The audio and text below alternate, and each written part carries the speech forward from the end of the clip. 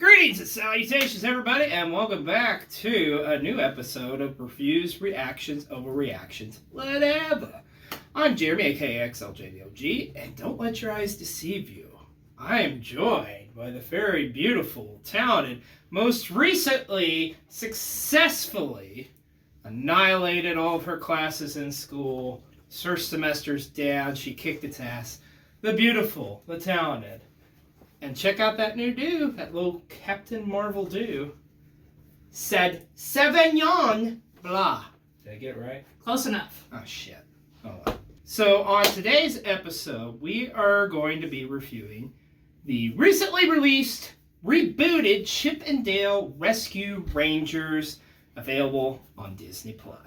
So, before we get started with this review, spoilers ahead. So, if you haven't seen Chip and Dale yet, La la la la la la la la la la la. go and watch it, and then come back and watch this review. So there you go. You had your time. Okay, let's get right into it. So yeah, let's just get right into this movie. And first of all, were you a big fan of the Disney Afternoon as a kid, like every kid? Well, I mean, like, I don't remember having this much of a experience as you. Yeah, and I just kind of watched whatever, you know. Okay. But Disney Afternoon was incredible. It's amazing, which we talk about on our new episode of Coldcast, which is available now on Spotify and other podcast providers. Just saying. As well as on Cold TV. But I love the Disney Afternoon, as we talked about in our last episode of Coldcast. So I was a little surprised when they said that this was being remade, because it was like, I loved the cartoon as a kid, but I didn't think there was that much love for it. But obviously there is. So let's just get right into it. Of course, the boys are fighting. Stupid beagles. So, first of all, so this movie was actually made, believe it or not, by The Lonely Island, as well as one of our favorite comedians, who you may all know and love from Big Mouth, John Mulaney, was in this movie. So, or behind this movie, and they were the main voices of Chip and Dale.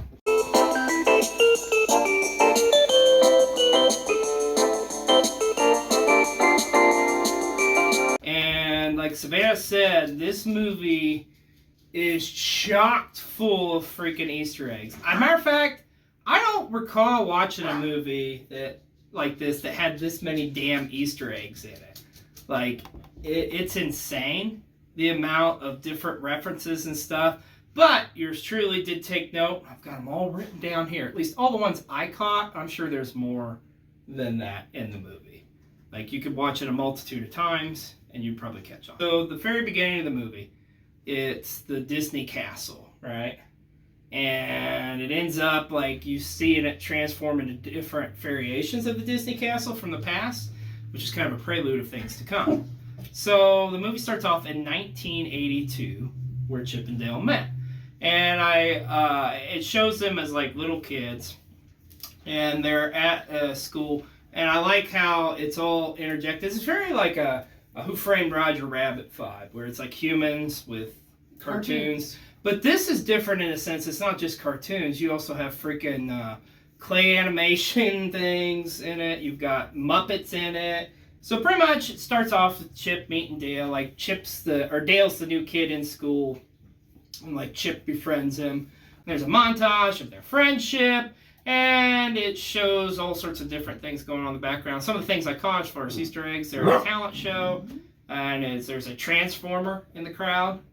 And it's not just, by the way, it's not just Disney Plus, like Disney related content, because Disney owns the world practically. But there's stuff in here that they got in, and I'm like, I don't know how the hell they got the rights to it, but I'm glad they did. And then it shows Chip and Dale growing up as teenagers. They move out to California to become like an act. I do like this too. It kind of, because obviously we're so used to those iconic Chip and Dale voices. And with John Mulaney and Andy Samberg voicing them, it does kind of explain how they created those voices just for their public image or whatever. Yeah. So, but it shows them on different shows. One of them being there's a Full House cameo. It shows him literally on an episode of Full House, which I thought was hilarious. And then it pretty much just goes to where it's Chip and Dale. They get their own show in the late 80s, early 90s. And they are like, fast forwards a little bit, and they're like, I did like how they showed like kind of an actual scene from the cartoon.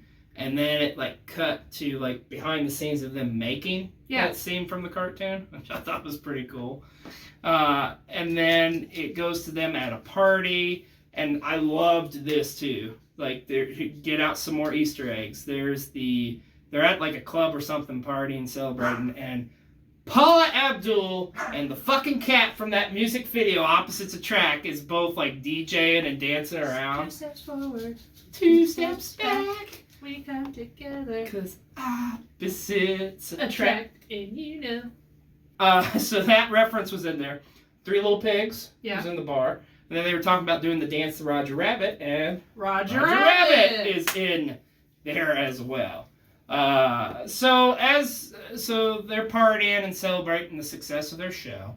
And then it goes to like they're back at the studio, and like Dale is in his trailer. Well, I guess it's the trailer him and Chip share. Yeah. And Dale has a surprise for him. He's going to get his own show, which was called Double O Dale, which was like a James Bond type of show, I guess, a spy show. And this kind of pisses Chip off. He's just like, what the heck, man? Like, I thought you liked Rescue Rangers and stuff. Anyways, that ended up being the downfall of the Rescue Rangers show. And then it gets to present day, and I love how they did this. Is like, because now Dale is CGI. He's not animated because he got essentially the equivalent of plastic surgery. So I love how they did that. But it shows him on his cell phone, kind of doing like a TikTok or something. Dale's Tales. And I guess what he's doing nowadays is he's going around like cashing in what little he can on the Rescue Rangers. Like Comic-Con shit. Yeah, he's at like a Comic-Con and stuff. And there's some incredible cameos at this Comic-Con too, I gotta tell you. And then it goes up to the stage where Baloo from the Jungle Book is performing. And it's not the Baloo we all know and love. Not the Baloo from the Disney Afternoon, although this Baloo was a part of Disney Afternoon. No, this is the CGI animated Baloo from the Jungle Book remake they did a couple years ago. So, but that Baloo's in the movie singing and stuff. And then it goes back to where Dale is at, and it shows characters around him. And first one talking to him's Lumiere from Beauty and the Beast, as well as Tigra from Marvel's Avengers. But maybe one of the best characters in this movie, and they actually have a pretty good part. And it still blows my mind how in the fuck they pulled this off, because the rights obviously belong to Paramount. Ugly Sonic. And that's right. Not Sonic the Hedgehog from the movies you all know. If you remember back a couple of years ago, they were going to release Sonic the Hedgehog, but people threw an uproar, and rightly so. Because it looked horrible. Because it looked horrible. Well, guess what? That character gets redemption because he's in this fucking movie. So they're talking like, oh, you should get Chip to come back. And then they show where Chip is. What is Chip doing nowadays? Well, Chip is an insurance salesman. He's a responsible adult. Yes. And of course, being voiced by John Mulaney, so you can just imagine the voice there. Pretty much, he's an insurance salesman. He's always employee of the month. He's one of the top salesmen at his firm or whatever. One thing I want to point out too, what I loved, is with Chip, as he's walking home, he's got AirPods in. And as he gets home, like, because, he's so very clean cut and stuff. Yeah, and, very even keel. Yeah. He takes his AirPods out, and it's like he's listening to death metal. It's awesome. It's awesome. Screamo. Yeah, it's like, that is so freaking cool. Because what happens is, Chip gets a phone call, and it's Monterey Jack saying he's in trouble. Rescue Rangers. From Rescue Rangers, of course. So he goes to Monterey Jack's apartment, and they're talking. Pretty much, like, Monty fills him in on why he called him. It's because he's in trouble with the Valley Gang for borrowing money because... It's a drug reference. Yeah, it is a drug reference. Cheese. But he's addicted to cheese. Once again, awesome. I fucking love that. And knock on the door, and it's like, oh gosh, who is it? And it actually is Dale. Shows up. Ends up, Chip leaves and says, Monty, if you really need my help, call me. Yada yada. As Chip is walking home, he's walking down like Hollywood Boulevard, and he passed all these stars, and there's some fun ones I caught, like Squidward had a star, Chun-Li from Street Fighter games, and then he's looking up and like at these billboards and stuff of movies that are coming. This is hilarious. One of them was like Fast and Furious Babies, like a play off Fast and Furious. Another one was Mr. Doubtfire starring Meryl Streep, that bitch. Obviously a play off Mrs. Doubtfire. But my favorite, and this is another one that just blew my mind how they fucking got away with this. E.T. versus Batman. Like, what the fuck? What? So, Monty ends up getting kidnapped. So Chip and Dale are called back to the scene to get, since they were the last known people to see Monty. And that is where we meet Detective Putty, as well as Ellie Stackler or something. It's okay. Her name's Ellie. She ends up being like the main human character in the movie, as was big fans of Chip and Dale Rescue Rangers. Pretty much tell them they know about the Fally Gang, and they're like, oh, well, Monterey Jack's pretty much fucked. But they tell them, like, okay, if you can kind of get a drop on the Fally Gang somehow, then, you know, maybe we can, like, you give us a tip or something. So pretty much they're just saying, like, you do our fucking job, more or less. Because they're the Rescue Rangers. So they decide they're going to go to the cheese place. And they end up coming, or as they're doing this, they do like one of the card titles you saw in like off Chip and Dale. Yeah. The Case of the Missing Monty. And they even play like a snippet of the song. Of the song too. And we have yet to mention that they're all throughout the movie. There's snippets of the Chip and Dale's theme, but done like in a realistic, like orchestra, like serious tone, which I fucking loved. So Dale is talking about how these streets are so dangerous and stuff like that, and it's actually just a recreation of fucking Toontown. I will tell you, there's a lot of references here. I honestly, some of them I don't even know. Like I think there's like a Fairly Odd Parents reference. Timmy's mom. Timmy's mom. I think there was a reference to Lady and the Tramp with the dog. One of the dogs blowing bubbles. No, that was from 101 Dalmatians. Oh, okay. The sheepdog. The sheepdog from 101 Dalmatians. There you go. One of the cool ones I thought, and I was really like, wow, how'd they get that? Was a famous comic book character, Mr. Natural, was in this. So any hardcore comic book fans, you'll pick up on the Mr. Natural reference. So as they're in the town or whatever, getting ready to go to the cheese shop, they're talking about like, or Dale is talking about how like there's all sorts of illegal activities going on in this main street. Oh yeah. Like there's like some guys selling social security numbers, unregistered weapons. Unregistered weapons, and our favorite, Muppet fighting, which will be referenced later on towards the end of the movie. But at this point too, we get to meet the cheesemaker, Mr. Bjornson. Okay, I'm here to get the cheese. And they're like, but I want stinky cheese. The stinkiest cheese you got. And then he's like, it gets all silent. It's like, are you cops? By the way, Mr. Bjornson's voiced by Keegan-Michael Key. So he takes him to the back, and as he's taking him to the back, there's all these famous fucking mice. Like Ratatouille's back there, munching down on some illegal cheese. One of the mice from Cinderella is in there. Gus. There's one of the Pixie or Dixie ones. From Hanna-Barbera is in there too. So that's freaking hilarious. Mr. Bjornson kidnaps Chip and Dale and takes them to Sneaky Pete's hideout, right? And he's greeted by one of Sneaky Pete's main guards, which is, I guess it's supposed to be like a Polar Express knockoff. That's what I got. Yeah. Like, I have no fucking idea other than it's voiced by Seth Rogen. It's Seth Rogen, yeah. But he's like a Viking troll guy or some shit. With an axe. Yeah. Pretty much, they meet Pete's gang, which consists of the Seth Rogen character we talked about. And actually, I found it out, was the Coca-Cola bear. I knew it. I fucking knew it. With the vest on. Yeah. I thought it was like a Polar Express that reference, but or like Coca-Cola bear. Or no, I thought it was a Golden Compass reference. But yeah, it's the fucking Coca-Cola bears in this movie too. Finally meet Sneaky Pete. Holy shit, this was fucking great.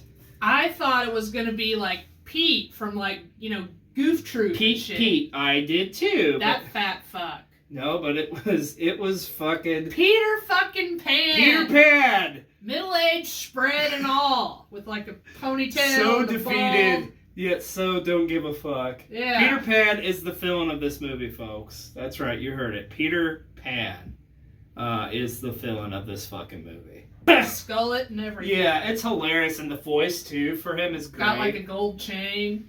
And they're like, "Wow, Peter, like what happened?" You know, and he's like, explains what happened is, you know, he was obviously Peter Pan, a big child star, one of the biggest Disney movies of all time. He got older. He got older, and then they lost interest in him. They didn't want to do anything with him, so then he turned to bootlegging. That revitalized his career, and then now he become this mob boss, pretty much, who bootlegs all these other cartoons. So they're like, all right, I'm going to bootleg Chippendale. So like Chippendale's like, no, fuck that shit. And they escape. Through the shitter. And as they're going through the sewer, they come across a Rapunzel doll. There's another Easter egg reference for you. And then Chippendale get away.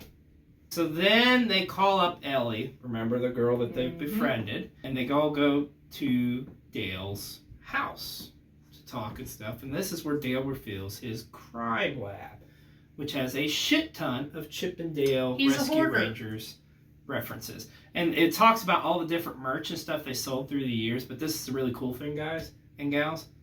It's actually like legit merchandise. Like they had the NES video game from Capcom on display. Mm-hmm. They had some of the actual, it was animated, but it was the VHS copies of like Chippendale Rescue Rangers, and like they had the titles and everything. I remember one was called Double Trouble or something like that, but just my mind, because I love shit like that. Yeah. Matter of fact, if you look here closely enough at the Dale figure, that Dale figure is in the fucking movie too. So there you go. Oh, they get with Ellie and they decide like the best course of action is they're going to try to get Sneaky Pete's Fitbit essentially, so they can track his steps and see where the hell his secret hideout is. So they come up with this plan of how they're going to do it. And they go in and they reference some of their shows in the past, which I don't know if really happened or not. I can't remember because it was so long ago. But they end up dressing up as plumbers to get into this bathhouse where Sneaky Pete is. And get ready for some more Easter eggs, folks, because they're coming at you. Ka is in this bathhouse getting his skin shed, essentially, which I thought that was hilarious. And then it shows, this is another surprise one where I don't know how they got the rights to, other than maybe they just asked them for a favor, but freaking Randy from South Park is in this movie. Now, he doesn't have any dialogue, but he's in like a steam room. He's got a towel on, he's just hanging out, you know. And then he's also, I think one of the three pigs is in there with them. And also they go to a scene of show Scrooge McDuck, just money. Money, and he's just like, yeah. Yes. So then they are trying, like I say, Chip and Dale are trying to get to this locker that has his Fitbit. There you go. And is it Call again, or is it a different snake? Because I think it's a different snake. I don't think it was Call. I don't know. So another snake confronts them, and this may be one of my favorite references of the entire fucking movie. The song! They sing the Disney Afternoon song. And they come up with the Disney Afternoon remix, which I didn't care for as much, but it's still hilarious. It's just pretty much Chip and Dale rapping, talking about like... they don't eat whale. They don't eat whale, because that's what rhymes with Dale, but whatever. And they do get the Fitbit, and they pretty much get the hell out of there, meet up with Ellie, and they give the information, and then Ellie and Captain Putty, they show up at Sneaky Pete's hideout, but they apparently are too late because there's nobody there. But they notice that the coffee is still hot, so it's like just missed them. They just missed him. Now there is a reference earlier in the movie where Chip is questioning if they can trust Ellie. Like he thinks that she may be like in on it. Like a mole or something. Like a mole or something, exactly. Then they are in this lab where Sneaky Pete's doing all these bootlegging, and you see there's a lot of references here too. You see like Sideshow Bob, like that's been reanimated. You see Garfield was been reanimated into like have ridiculous muscles. Yeah, he's fucking huge. Doc from Snow White and the Seven Dwarfs is referenced to here. And then Chip and Dale end up accidentally getting into the machine that does all the bootlegging, recreating the characters. And by the end of it, Chip's ear gets transformed into a Snoopy ear. So there's a Snoopy reference for you. And then they get out of the machine, and then they see like where all these different parts are. And pause it, lo and behold, watch it. You're going to see a shit ton of references. There's a couple I caught on. Jimmy Neutron's hair was there, as well as the Mad Hatter's hat. And like you say, lo and behold, there's Monterey Jack's mustache. So he's been bootlegged. So it's like, oh no. They go back to the police department to kind of finalize things, and kind of Chip and Dale have a falling out. Another Easter egg, I should say, right when they go to the police department, who is working behind the desk, one of the characters? McGruff! The crime-fighting dog is in this fucking movie. I told you, man, they got everybody in the kitchen sink in this damn thing. Scene back at Dale's house or whatever, where he was talking about this Pog set, which I love that they reference Pogs in this movie too. And the missing Pog actually Chip had the whole time, so he gives it to Dale. He's just like, you're a jackass, yada yada. So they're like, man, we need some help. If only we knew somebody like in the FBI or something. So they go back now to the fan con because Ugly Sonic, we get Ugly Sonic again, said he was working on a show where he was going to be like an FBI agent or something. And Ugly Sonic's like, yeah, I know the FBI. And once again, they reference the teeth, which is hilarious. And then boy, oh boy, get ready for a shit ton more of Easter eggs as they go around this con because they're getting chased by Pete and his gang. It shows, I thought this was hilarious, and a live action cameo, Paul Rudd is at this con. Man. And he's not Ant-Man, he's Aunt-Man. Surrounded by all these older ladies, like kissing him and stuff. It's hilarious. Like, then you see a Jack Sparrow in the crowd of like fans at Comic-Con, or My Little Pony, because they ride some of the ponies to get away from the bad guys. You also see a fan in a Pickle Rick costume. So we got Pickle Rick. We got a Rick and Morty reference at this point. Then it also shows one of the Lost Boys. It was the fat chubby one, but this was like one of my favorite lines in the fucking movie, and it's just like, oh damn! Like he goes up to Pete. He's like, Peter! And like, oh, you got old. It's like, what was it he said? He said something to the effect of like, yeah, we all get old and die or something like that. It was just like so cold and like, damn! Yeah, it's like, wow, Peter. Like, Peter don't give a fuck. You piece of shit. Then Chip and Dale hide underneath a table, and lo and behold, whose table are they hiding under? It's He-Man and Skeletor. We get a Masters of the Universe drop. And there's some dialogue between He-Man and Skeletor. Matter of fact, Skeletor calls He-Man a boob, just like he did in the cartoons, which was funny. Boob. Different booths, and Dale's like, hey, you need to put a costume on. So he just so happens to put on like an Indiana Jones costume, which is really what he wore on the freaking cartoon, so I thought that was hilarious.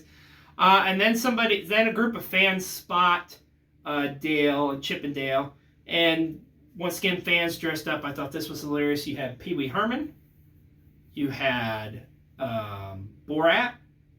That's right, Borat was in this fucking movie. Coco from Coco. So those fans stop, and then one of the booths they run through is a Voltron booth, Defender of the Universe. And then they're up on top of this scaffold being chased by the Seth Rogen character, the evil orc, or whatever the fuck. Troll. The troll. Let's call him the troll. And then you see a Doc McStuffins looking on. Doc fucking McStuffins! So you got a Doc McStuffins reference for you there. And then you pretty much... he's trying to get Chip and Dale, and then they fall off the scaffold. And this is hilarious.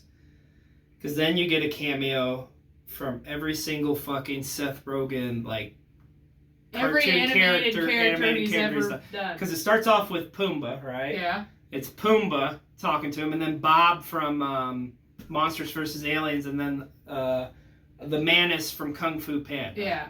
So all of those are referencing this. And they're all doing the laugh, too. They're all doing the yeah, the Rogen laugh. It's the Rogen laugh, yeah. So Seth Rogen troll's about to get Chip and Dale, and then Lumiere! Lumiere!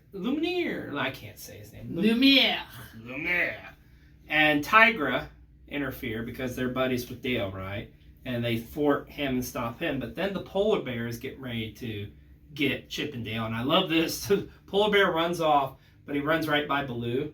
And he geeks out. And he geeks out, comes back, he's like, oh my god, you're Baloo, can I touch your face? It was fucking hilarious. The Coca-Cola bear and Baloo from the Jungle Book having a, yeah.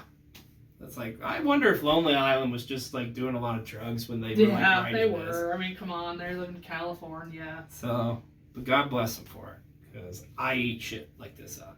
The polar bear grabs Chip, kidnaps him, and Dale gets away, but he thought like he got away with Chip, but then he realized, oh shit, Chip got kidnapped. So Ellie and Putty end up going to this Pete's secret hideout, and they're ready to reboot Chip. And then you come to find out, Putty was the mole all along. And it's funny too, because he's trying to give this sad sob story to Ellie of why he did this. And he's like, well, my mom was playing a game of Operation and had an accident, and he's just like, no, I love money. He's just a dick. Yeah. He's just an overall dick. And then Pete is talking to Chip, telling him what all he's going to do to him and recreate on him and stuff. And I really love this reference. Is Pete's talking to Dale. He's like, you're going to like the way you look. I guarantee it. Men's Warehouse! A Men's Warehouse reference. And the best part, not only is that he said that, but they touch back on it. Because Ellie's like, you're not going to get away with this. And he's like, oh, the Men's Warehouse reference? Oh, no, I'm good. It's just like, yes, they acknowledge the fucking joke. And I love that. Go back to Dale trying to figure out, like, what the hell to do. Well, then he realizes he needs help. Because when you need help, just call the Rescue Rangers. Rescue Rangers. Thus, we get the rest of the Rescue Rangers. Gadget and Zipper. Now, this is a fucking hilarious side story, because I always kind of thought this in the back of my mind, even as a kid. Gadget and Zipper, which, by the way, Gadget was the little mouse that was like... The inventor. The inventor and the mechanic and whatnot. And Zipper was like the fly. So it was like 2 mouses, 2 chipmunks, and a fly was the Rescue Rangers, essentially, if you don't know. But Zipper and Gadget are married. And they have like 42 kids. Fucking hilarious. Oh my. And Zipper's voiced by Dennis Haysbert. Yes. Because Zipper never talked on the show. Never. And of all the voices they got, fucking President Palmer from 24 is the voice of Zipper. It's hilarious. Dennis Haysbert. Dennis Haysbert. He's like, why, Dale, lovely to see you. It's just like, oh my God. Like so formal. It's like, why? Yes, I think he even quotes some Shakespeare poetry at some point, which was fucking hilarious. And by the way, the same actress who voices Gadget in this movie too, which I really thought was awesome. And I like too how, because in real life, Gadget is her character off Rescue Rangers, essentially. She is a mechanic and whatnot. And I love how they kind of just blatantly just covered that up just by saying like, yeah, it's kind of weird. I guess I'm the same as my character on the show. Who would have thunk it? So... Anyways, with those Rescue Rangers reunited, they go to save Chip, as well as Ellie. So they're flying in the machine too that was famous on the show, which I thought was really cool. So the machine's pretty much broken at this point. They've thwarted the bad guys' plans, but the machine ends up turning around, transforming both the polar bear into like a fairy, I think. Yeah. And it really fucks up Pete. Yeah, because he's got like the head of Fat Cat. Yes, which I love that they put Fat Cat in it. He's got like one of his arms is from Wreck-It Ralph. The other arm is actually from Super Mario Brothers because it's a cannon that fires like the bombs. The bombs. A Woody from Toy Story leg, and the other leg's a Transformer Optimus Prime leg. Yeah. You can't make this stuff up, folks. I'm telling you. It ends up being like Putty facing off with Ellie, and you've got Chip and Dale against the monster Sneaky Pete. And it's funny because they chase Sneaky Pete chases Chip and Dale through the studios where they're filming all these bootlegs. And boy, oh boy, get ready for some more Easter eggs to drop because there's a shit ton here.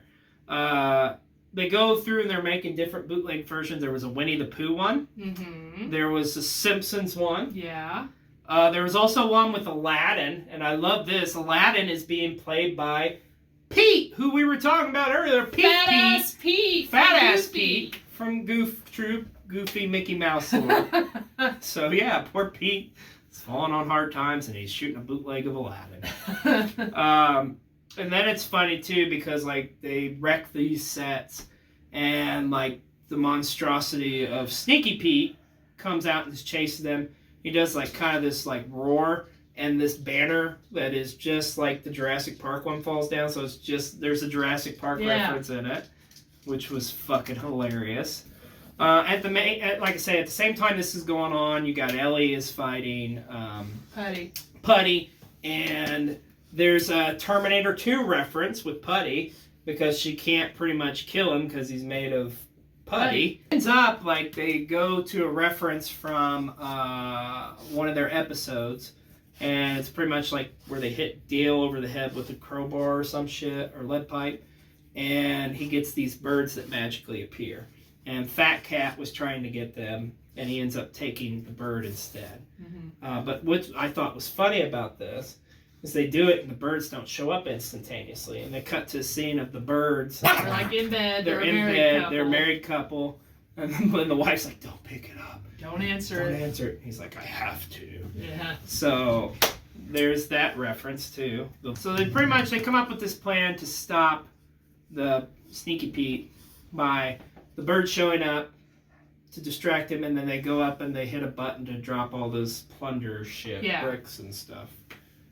Where they're at.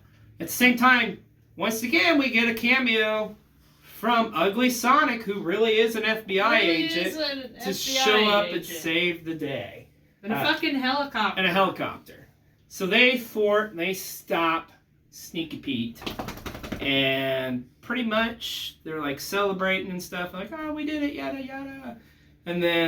But Sneaky Pete gets off a shot from his cannon Mario arm, and it's going to hit Chip, but Dale jumps in the way, and you think, "Oh no, Dale's done for."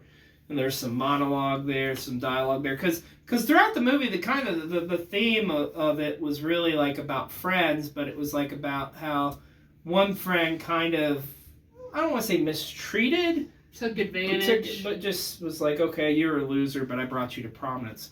We come to find out that's not the situation at all. Like, you come to find out that Chip actually like was just as big of a loser as Dale was, so they were like a lot of insecurities and stuff. So, but of course Dale is okay, and why is he okay? Because he had the Pong from the Pong set with them of the Rescue Rangers, and it's just funny because it goes to the bomb, and the bomb's like, "Oh my nose!" Yeah.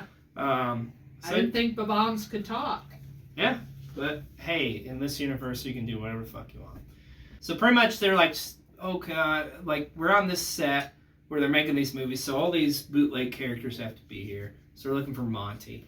And lo and behold, they sniff him out, and then all these bootleg characters gets released. Pour out of the and holy shit, crate. Once again, get ready for the Easter eggs. There's more than what I caught here, but you have Flintstones, Adventure Time, Cinderella, a Care Bear in there, a Bonkers from the Disney Afternoon.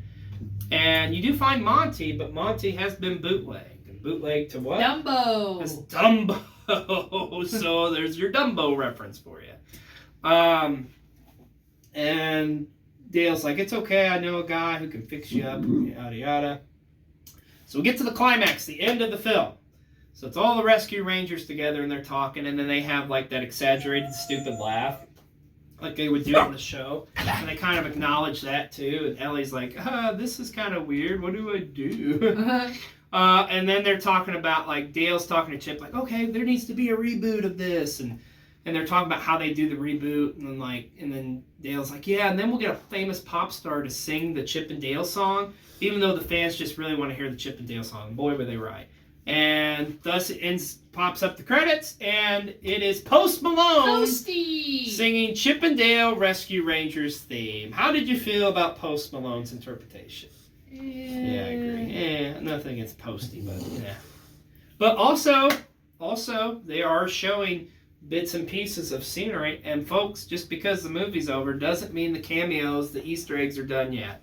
You have a reference of one of the gummy bears sitting on a park bench. Then it shows the bad guys who are in jail, and it does show like all the henchmen, and then it shows Sneaky Pete, aka Peter Pan, who is like in Hannibal Lecter, Yeah, he's wrapped up and he's got the mask. Yes. And so there's your Silence of the Lambs reference, and then I love this. Then it goes to like a scene where it's like half of his face and half of Peter Pan's face, and it was like a Netflix like series. Like, I thought that was hilarious, like one of those true crime series of like celebrities. Like I forget what it was called, but it was just hilarious that they added that little Easter egg in there. And then it goes to a scene. We talked about this earlier. Well, this made us LOL. It actually shows Muppets fighting, like a legit underground like Muppet Fight Club. Muppet Fight Club. Awesome. Yeah, I kind of want to see that as a series, like even if it's like a YouTube series. Yeah. Come on, Disney, give me Muppet fights. And then it shows a bunch of bootleg different movies. There's so many, I can't even tell you. And then you see Chip and Dale successfully has rebooted their franchise with a rebooted movie, and the movie has succeeded. It talks about how it's like one of the biggest box office draws ever, but I do love they're showing at the premiere. It's all the Chip and Dale cast, and they're also in this movie with Vin Diesel, because you gotta have Vin Diesel in any big budget movie, right? So I thought that was hilarious. Vin Diesel and the Rescue Rangers. And then the final scene, it goes to them at I believe at a Comic-Con. And they're like, everybody's cheering for him. They're all reunited and stuff. And this was my favorite fucking cameo of the whole movie. Because then it pans over. And who is at a booth? Darkwing Duck. Who's my favorite fucking cartoon character of all time. Just saying. So I was, you can ask her when this happened. Yeah, he nearly jizzed his pants. Yeah. But it's just so funny because Darkwing Duck, if you watch Darkwing Duck, you know how he was kind of self-conscious and kind of was always jealous. He's like, nobody wants a Chip and Dale remake. We want Darkwing. We want Darkwing. And hopefully, I pray to the gods above Disney Plus, give us a Darkwing Duck movie. If you can do the Chip and Dale reboot, let's do a Darkwing Duck movie. Let's get dangerous. What she said.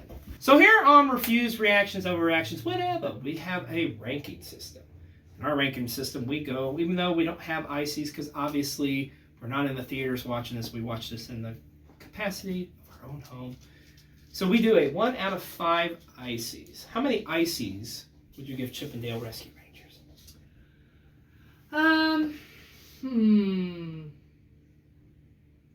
Like a 3 maybe? Wow. 3, so just okay. Which I can understand because it's not, you're not as...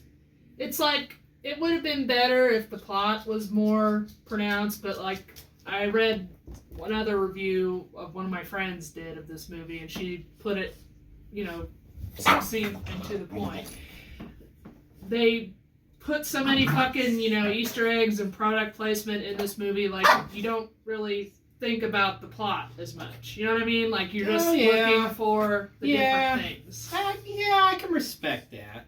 But, this movie was done for, made by fans. Nostalgia purposes. And, I get that. And the target audience is me. So I fucking love this movie.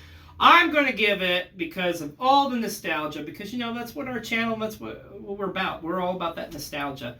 I'm going to go with a 4 out of 5 ICs from me. Great fucking movie. Great, and like I say, if you are into the pop culture nostalgia from the 90s, you're gonna fucking love this movie. Guaranteed. I guarantee it. Guarantee it. So that is gonna wrap it up for this edition of Reviews, Reactions, Overreactions, whatever. I'm Jeremy, aka Xlj the Og. And I'm Savannah, aka Sadsavignonbleh. And don't forget to smash that like and subscribe button. One right here. Not over here, but right here. Link in bio. No, I'm just totally kidding. Or is she? Alright. Till next time, folks. See you. Bye.